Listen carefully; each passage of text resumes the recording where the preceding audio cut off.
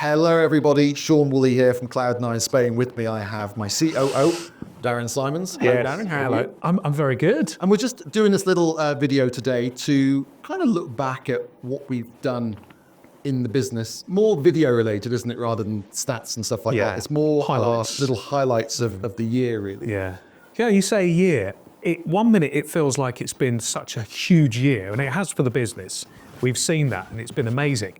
But it was like only yesterday it felt that we were just launching our bite size and all of that, wasn't it? It's gone so quick. So we're going to be just featuring a few of our highlights from the past year. I think we need to start with the fact that when you came on board, you wanted to shake things up, change things, improve us in terms of our video content. Do you feel you've done that? I think we have done it. I think we have. I mean, we've kind of upgraded to the next level, which was always something we needed to do or wanted to do for the benefit of the YouTube channel and the customers, the clients. And we have built our own studio, which is incredible. It's got to be probably one of the best studios on the Costa del Sol for video content, isn't it? It's great. A lot of studios in your time. I've seen a lot of studios. A lot of studios. No, it's great. It's our own little suite. We don't have to rely on anybody else. Not even Alfredo. I know. We just come down here and record things on the fly. It's nice to have Alfredo though. He's part of the team. Yeah, Christmas wouldn't be the same without him. So Sean, we've heavily invested in great equipment for the studio. I think it's important to have the best, isn't it? The best lighting, cameras, and audio as well for the viewer experience. I know. It's funny because all your guests or all our guests that come in here go, oh my gosh, it's like a TV. It's quite daunting for them. The first time we do it, it's kind of like, what the heck is going on? Yeah. But it's a bit like real telly. Yeah, but it has to be done. Yeah, it does Off indeed. to the makeup counter next. I know, absolutely. So we've introduced a few sort of themes to our videos. We've done bite size, which has been really popular. Really popular, yeah. Because they're really short. Well, I think it's important, isn't it? Because I think short form video is great if you want to be subscribing to the channel and you want to be updated on tax advice, lawyers' advice, or what's happening with the property market or the buying process. 5, 6, 8 minutes. It works really, really well. And there's a place for that. And that really helps the clients. We've had so much great feedback and comments on that. And it's also helped to grow the channel and our authority in the property marketplace, I guess. But also long form, which we'll talk about, has been hugely popular as well. And these videos that are sometimes your Ben or Madna 40 minutes, you think, who's going to watch that? But people do. Who watched it? Yeah, but I watch YouTube video content now for travel guides and all that, and I can see something that's 25 minutes, and I'll go, oh, it's a bit long, but I'm so engrossed in the content that I will watch it. That's what people are doing now. I think also the thing is, if you've got a subject and you're further afield and you want to know more about Ben or Madina, you're going to invest 40 minutes of your time to watch that video. A local isn't going to watch that because they don't know it. Yeah. But so there's an audience for each type, and like you say, the short form, the long form, there is an audience for each type of video content, isn't there? Yeah, absolutely, for sure. So that's been a real success. Love the bite size, love the Q&A that we do. We get people to come in and ask questions and we give the answers for what the people want to hear, really. And also the developer diaries have gone quite well. These are great, yeah. We try and get under the skin of the developers because it can be quite vanilla. It's kind of like, what have you built and blah, blah. I try as best I can to get a little bit more out of them about the strategy and the history and what's happening and what their thoughts are on the market. And you've had some of the best in here as well on the Costa del Sol. Oh. Yeah, he came in. Andy Gray came in. One of my studio heroes. I know, one of our lines. Next Sky presenter. We've had some great developers, we've had some lawyers, we've had all sorts of people. And the thing is, I think they see that there is value for them and their businesses as well. Apart from those things, we did the Breakfast Club as well. It's got to be quiet though. We need to do a few more of those. Yeah, we'll do a few more of those. I think what I loved about the Breakfast Club series is the fact that we're having brekkie. So we're talking about places to go for breakfast. But it's the quality of the eggs. And people go, well, why are you talking about that? But I think it's nice to chat about that. If you're local and want to go somewhere for breakfast, good or not so good. But we also talk about a bit of the industry as well, what's happening, what we're up to as well. So again, not for everybody, but we hope that, some people actually enjoy it. There's a bit of fun along the way as well, We managed to get on GB News. You did? I did. Yeah. And I was so good that Sky News contacted us within minutes saying, would you come on the Kay Burley show the following morning? And I'm going, Kay Burley, ooh. Oh, yeah, I contacted Darren and said, this Kay Burley, what's she like? Ooh, Tough. And then they said, we didn't want you after that. But it wasn't you. It was about what was happening, wasn't no it? story, was there? There was no story. It was. I think they thought that it was the first mention of the abolishing the golden visa, wasn't Yeah. it? And were they going to be like evicting loads of Brits? And everyone was going to leave and not be, And then you went, well, actually, it's not been many handed out, to be honest. So moving away from the pure video, we've got some other highlights as well. I know that one of the big highlights for you was the sale of Villa Africa. Oh, do you know, this is great. I mean, we know the owner, and the property had been on the market for many, many years. I think almost about 8 years or something like that. And it had been on and off, and it was used for holiday. It's a big, big property. And the owner, lovely guy, just said, look, we just need to sell it. I said, right, let's put in place our video first strategy, which is getting it video, getting it presenter-led video, getting it viral on YouTube, etc. And within 3 weeks, we had a viewing and we sold it. Incredible, absolutely incredible. That's the power of video, and it works. And it was such a proud moment for me because it proved that video works for sale, and it's just great. It's super.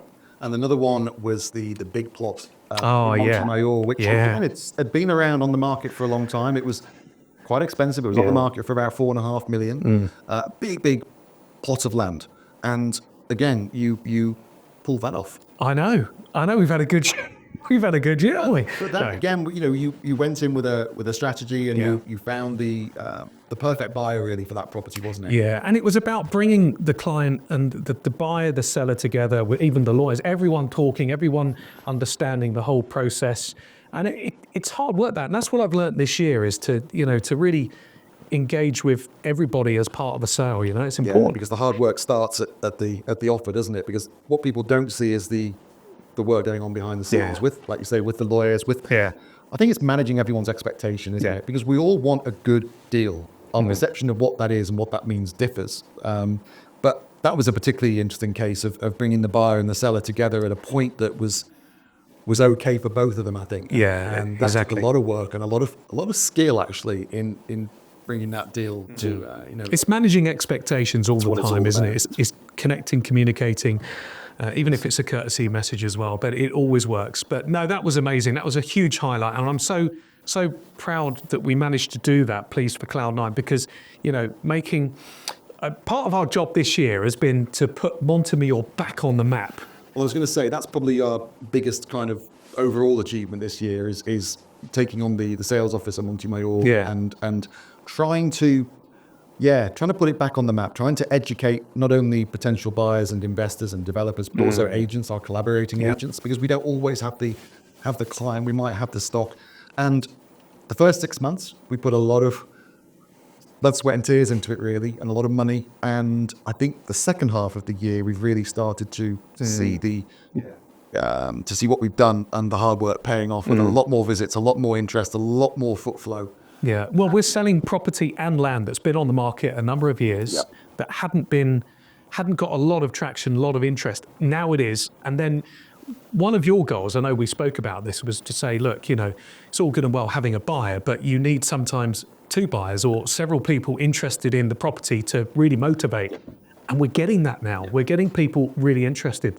Some of the biggest phases we've got at Monte Mayor, we've got several investors all after these phases now. That was unheard of a year ago. Didn't happen. Absolutely. I think it's exciting. I think it's great for the area. The feedback that we're getting from the people that come to us are that Monte Mayor is now on the map, and that people can see that it represents a little pocket of value in a market that's quite high at the moment. So Monte Mayor still represents some value, and a lot of people are attracted by what it offers. So that's great news. Other little highlights. I managed to get myself on the committee of the LPA. You did? Which is the leading property agents of Spain. I know. Gosh. God help them. And I'm on the disciplinary committee. That's handy. I like this. So any agents misbehave. Yeah, you're like the headmaster. I'm one of the headmasters. And you're on the committee at Monte Mayor. You're pretty much rolling the coast now, The problem aren't you? is I'm on so many committees, I don't have much time for work. I know, that's why I'm here. Yeah, exactly. We had a little trip to York. Oh, that was great. Yeah, we did some networking in York. It's a networking in York. There's a friend of ours, Mark Pepper. He runs a company called Sporting Connections, which organises a huge sportsman's lunch, amongst other things. And that was a terrific event. It was, He sponsored it. And It's nice to revisit some of my old haunts. Well, I hadn't been to York before, Yeah, which is crazy because I come from the UK, obviously originally. But you took me around York, didn't you? I did. I showed you all the, as you said, this is all quite Dickensian. It was Dickensian. There was no light. We were walking around these streets. They were dark. They were dimly lit. And I'm thinking, where are you taking me here? Even the church, the cathedral wasn't lit, was it? It was weird. You like the shambles, didn't you? Like The shambles. Yeah, it was great. Yeah. Also, a couple of highlights for me, the more dangerous elements of my job, the boat trip with Alfredo in Sotogrande. Oh, yes. Yeah. Although we're not sure whether that was actually 2024 or not. It's all right. It was a highlight. It will always be a highlight. A little putt around the harbour with Alfredo. Yeah. And then the other one that was a bit off the cuff was the recent experience on the Ferris wheel. I know you got a bit worried about that, didn't you? Were you okay with that? Not great. What happened? Well, I just don't like that being suspended, and it was a bit creaky. Did it swing a bit at the top? It did. Yeah. Well, they stopped us at the top, obviously for the effect of, admire the views, but you just think, I'm going to be trapped up here with Alfredo for the next week. Yes. And it was hot in that little cabin. Hot in a cabin with Alfredo. Hot and sweaty. Yeah, about At the top. 30 metres up in the sky. Not great. Not great. But we have fun. was all right. We could have gone dolphin watching, but we decided to go on the Ferris wheel instead. Oh, What yeah. about you? Have you got any hijinks? Hijinks. What? Hijinks? Isn't that what you call it? When you do a few like weird and wonderful things? A few hijinks. Like, did you go mountain climbing or no? No, I think the hijinks then Did you is... shed or something, haven't you? You're doing an outside gym. Very, very good. Yeah, I'm doing a few bits at the house. To be honest with you, this year, though, has been focused on Cloud9, and that's taken enough of the mental energy and all of that. But I'm doing a bit of DIY at the house just to kind of have a little chop and change it up. Yeah, very good. Anything else we need to cover?